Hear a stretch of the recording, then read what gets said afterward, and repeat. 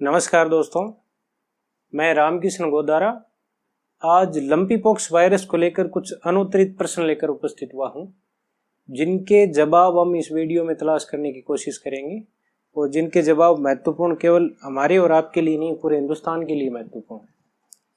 दोस्तों, आज से 5-7 महीने पहले उड़ीसा के तटीय इलाकों में लंपी पॉक्स नाम की बीमारी देखने को मिली थी शुरुआती दौर में, लेकिन धीरे धीरे पिछले 5-7 महीनों में इसने पूरे हिंदुस्तान को लगभग चपेट में ले लिया है और विशेष तौर पे पश्चिमी राजस्थान का जो पशुपालन बहुल इलाका है, जिसमें किसानों की आजीविका पूरी तरीके से पशुपालन पर निर्भर है, उस इलाके में ये भयंकर रूप से प्रस्फुटित हुआ है। और कहीं न कहीं इसको डील करने में जो राजस्थान सरकार की जो लचर रणनीति है, वो भी इसके बड़े पैमाने पर प्रस्फुटन के लिए जिम्मेदार रही है। दोस्तों, राजस्थान सरकार जब पहले से पता था कि देश में ऐसी कोई बीमारी चल रही है, तो इसके वैक्सीन निर्माण पे युद्ध स्तर पर कार्य क्यों नहीं किया गया? क्या इसके पीछे मतलब आप ये कहें कि क्या इसके पीछे वैक्सीन नए बन पाने के पीछे भारतीय बाजारों को विकसित देशों के डेयरी उत्पादों के लिए ओपन करना तो नहीं है?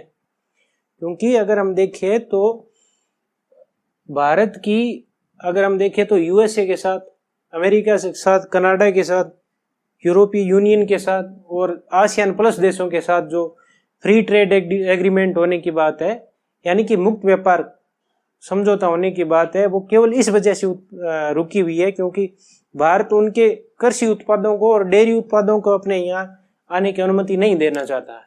क्योंकि हमारे यहाँ पे किसान है, बहुत बड़े पैमाने पर अधिकांश किसान लघु और सीमांत किसान है और वो जीवन निर्वाह कृषि करते हैं और उनकी आजीविका का आधार पशुपालन भी है।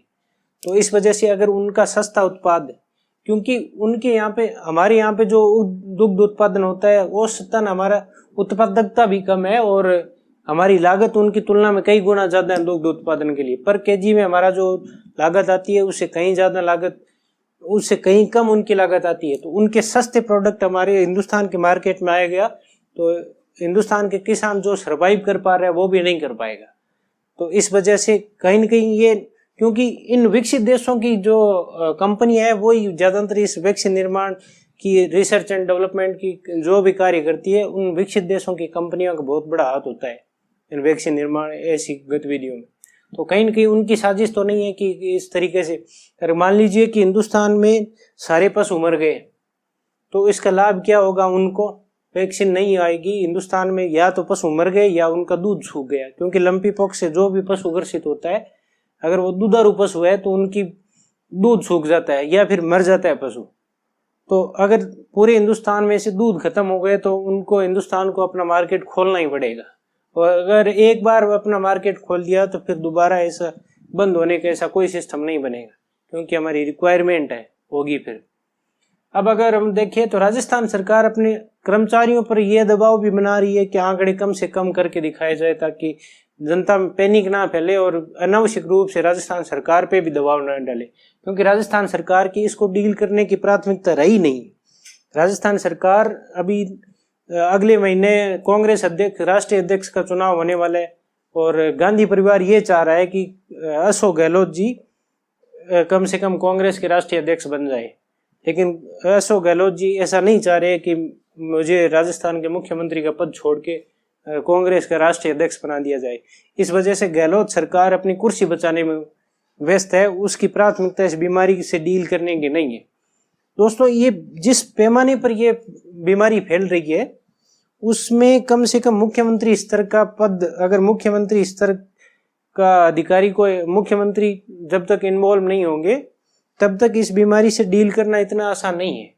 क्योंकि ये जिस पैमाने पर फैल रही है, केवल स्वास्थ्य मंत्री के बस की बात नहीं कि वो इतने बड़े डिसीजन ले सके और इस बीमारी को काबू में लाया जा सके। अब रही बात, एक तो आंकड़े कम करके दिखा रही है राजस्थान सरकार, कह रही है कि 15 से 20 हजार पशु मरे और 3 से 4 लाख पशु संक्रमित है, लेकिन ऐसा नहीं है।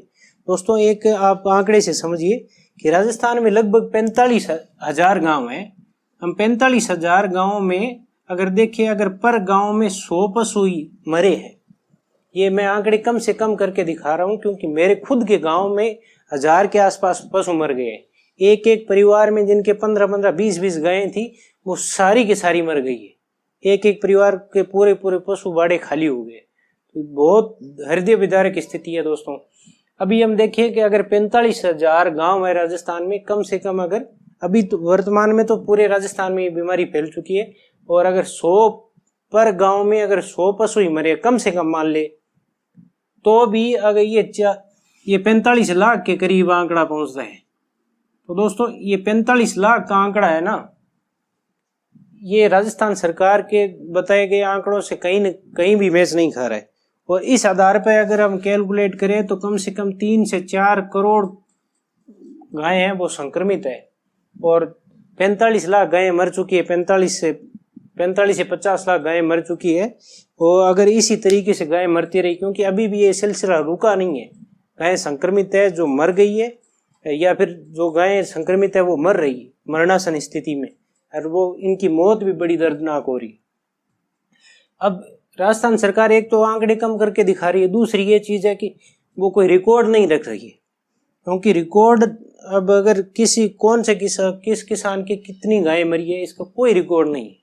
क्योंकि अगर रिकॉर्ड ही नहीं है तो कंपनसेशन, यानी राजस्थान सरकार नो रिकॉर्ड नो कंपनसेशन की नीति का पालन कर रही है पूरी तरीके से। ये बात मैं इसलिए कर रहा हूँ क्योंकि अभी हाल ही में हिमाचल प्रदेश सरकार ने घोषित किया है कि जिस भी किसान का दुधारू पशु मरेगा, पहले तो उन्होंने रिकॉर्ड रखने की बात की है कि सारों का डॉक्यूमेंटेशन हो कि किस किसान की कितनी गायें मरी है, और अगर कोई दुधारू पशु मरा है तो उसके 30,000 तक मुआवजा देने की बात कर रहे हैं वो लोग। तो अगर हमारी सरकार तो ये कह रही राजस्थान में तो कि रिकॉर्ड ही नहीं है, तो आगे मुआवजा देने की तो बात आएगी कहाँ से? तो बिना डाटा के मुआवजा तो होगा नहीं। अगर लास्ट में अगर आनन फानन में कुछ मुआवजा देने की भी बात कही गई तो बिना रिकॉर्ड किस किसान की कितनी गायें मरी है, अगर रिकॉर्ड ही नहीं होगा तो मुआवजा देंगे कैसे? अब आगे हम बात करें कि अगर पशु मर गए, सारे पशु मर गए, तो क्या स्थिति हो सकती है। एक तो हमने पहले ही चर्चा कर ली है कि विदेशी प्रोडक्ट आ जाएंगे बाजार में, हम पूरी तरीके से उन उत्पादों पर निर्भर हो जाएंगे। दूसरी है कि अगर सारे पशु मर गए तो हिंदुस्तान में अधिकांश किसान 86% लघु और सीमांत किसान है, वो अधिकांश किसान कृषि इस वजह से कर पा रहे हैं, कृषि में इस वजह से टिके हुए क्योंकि वो पूरा एक तो सीजनल कृषि करते हैं, दूसरा अगर कृषि में इस वजह से टिके हुए क्योंकि उनको पशुधन का सहारा है, पशुपालन से उनकी आजीविका चल जाती है। लेकिन अगर पशु मर गए तो वो खेती में सर्वाइव नहीं करेंगे।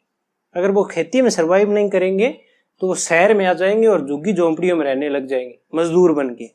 अगर जब शहर में इतने बड़े पैमाने पर किसान मजदूर बन के आ जाएंगे तो पूरा शहर, हमारे हिंदुस्तान का शहरों का जो इंफ्रास्ट्रक्चर है वो उसको सहन कर पाने की स्थिति में नहीं है, और पूरे शहरों में अराजकता फैल जाएगी दोस्तों। अब अगर हम बात करें तो इसका समाधान क्या हो सकता है और हम इसमें क्या योगदान दे सकते हैं। अगर इसकी समाधान की बात करें तो कम से कम जब तक राजस्थान सरकार इसके बारे में चेते नहीं, तो उसको पहले तो गूंगी सरकार को हम चेताए कि हम क्या कर सकते हैं।